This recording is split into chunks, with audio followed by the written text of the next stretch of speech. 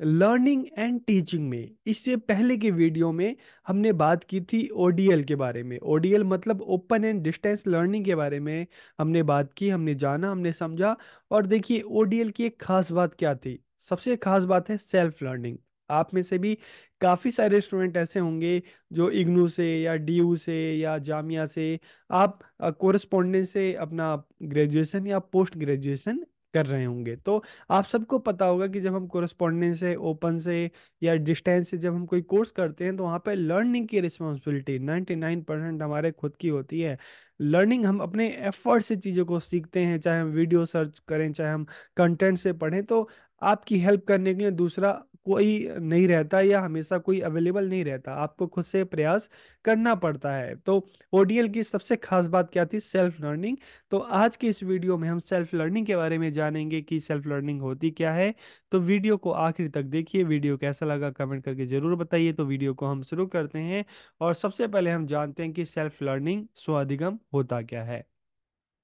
तो self learning means learning by one's own effort without any one's help. की स्व शिक्षा का या स्व अधिगम का अर्थ क्या है? बिना किसी की सहायता के स्वयं के प्रयासों से सीखना। तभी तो हम इसको क्या कह रहे हैं, तभी तो हम इसको सेल्फ लर्निंग या स्व अधिगम कह रहे हैं कि आप सीख रहे हो लेकिन किसी दूसरे की हेल्प से नहीं, बल्कि आप अपने खुद के एफर्ट से। तो in this the primary responsibility for learning lies with the learner not the teacher. कि यहाँ पर सीखने की जो जिम्मेदारी होती है, ठीक है, वो किसकी होती है? वो बच्चे की खुद की होती है, टीचर्स की नहीं होती। Self learning requires a student to have the ability to work independently. कि स्व शिक्षा के लिए विद्यार्थी को स्वतंत्र रूप से काम करने की क्षमता की आवश्यकता होती है। तो देखिए जब आप इन पॉइंट को पढ़ेंगे ना तो आप मतलब खुद को मान के चलिए कि आप इग्नू से या डीयू से आप वहां से कोरस्पॉन्डेंस से चीजों को कर रहे हैं।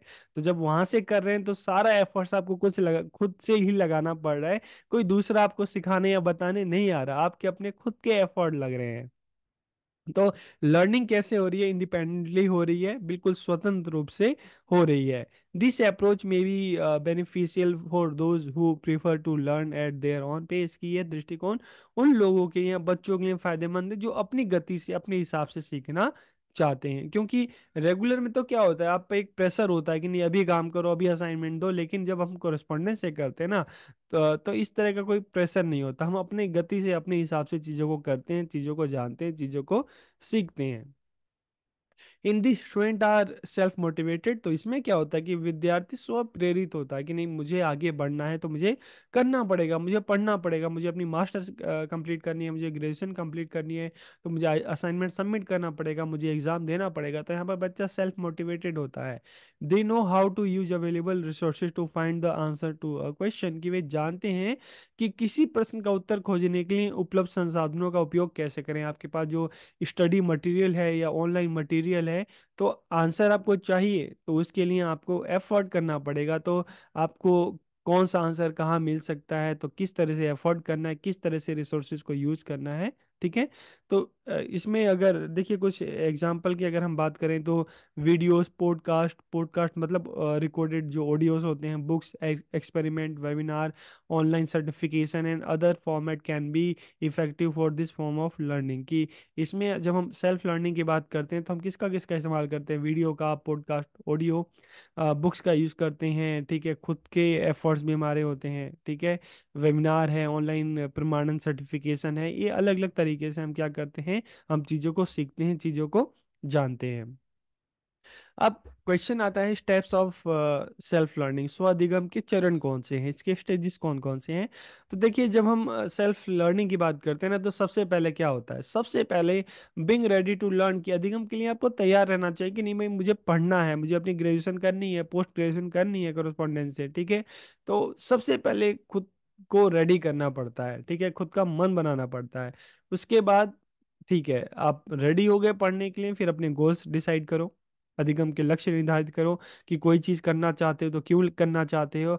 और इसके बाद खुद को जो लर्निंग प्रोसेस है उसमें खुद को बिल्कुल सौंप दो, समर्पित कर दो। एंगेजिंग इन लर्निंग प्रोसेस की अधिगम की प्रक्रिया में संलग्न होना। और लास्ट में इवेल्युएटिंग लर्निंग, अधिगम का मूल्यांकन करना कि आपके जो एफर्ट्स हैं, ठीक है, कितने एफर्ट्स आपके रहे हैं, आपको सफलता मिली कि नहीं मिली। तो ये क्या है? सेल्फ लर्निंग जो है उसके स्टेप्स है, उसके चरण है।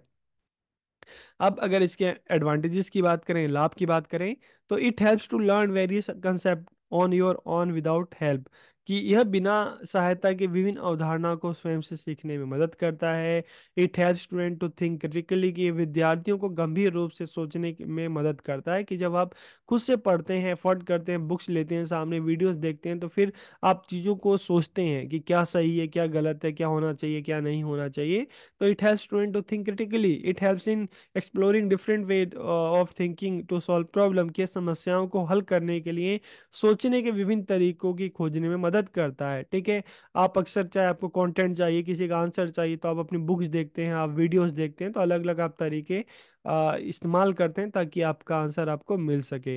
It allows each student to tackle problem based on his or her abilities, की यह प्रत्येक विद्यार्थी को अपनी क्षमताओं के आधार पर समस्याओं से निपटने की अनुमति देता है। इसके अलावा ये विद्यार्थियों को दूसरे पर निर्भर रहने के बजाय अपने ज्ञान का मालिक बनने में मदद करता है। विद्यार्थी अपनी गति के अनुसार सीखते हैं। ठीक है, हम अपने पेस, जो सीखने का हमारा पेस है, उसके हिसाब से हम सीखते हैं। It increases the self confidence of the learner, तो इससे क्या होता है, इससे विद्यार्थियों में आत्मविश्वास आता है। जब आपको सीखने के लिए दूसरों के भरोसे नहीं बैठना पड़ता, आप अपने खुद के एफर्ट से सीखते हैं, तो आप में आत्मविश्वास भी बढ़ता है। इसके अलावा it develops a feeling of self reliance, की इसमें इससे क्या है कि आत्मनिर्भरता की भावना विकसित होती है। और it provides an internal motivation, की एक आंतरिक प्रेरणा मिलती है आपको।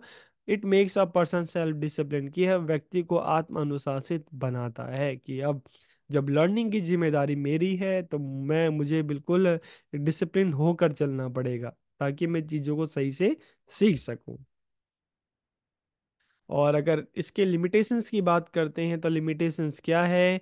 The learners may fail to identify learning needs to the best of his ability. कई बार ये भी दिक्कत होती है कि बच्चों को देखो अपनी क्षमताओं के बारे में नहीं पता होता, उनकी क्या काबिलियत है, उनकी क्या स्ट्रेंथ है, नहीं पता होता, तो ऐसे में उनको गाइडेंस की जरूरत पड़ती है। ठीक है, तो कई बार यहाँ पर ये प्रॉब्लम आ जाती है कि गाइडेंस के लिए कोई होता नहीं है, जल्दी से मिलता नहीं है।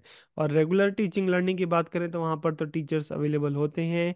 देर is little opportunity for the learner to receive feedback from peers, की देखिए, जब सेल्फ लर्निंग की बात करते हैं ना, आप खुद से पढ़ रहे हैं, तो फिर बहुत कम अपॉर्चुनिटी होती है कि आपको आपके पीयर्स से जो फीडबैक मिल सके।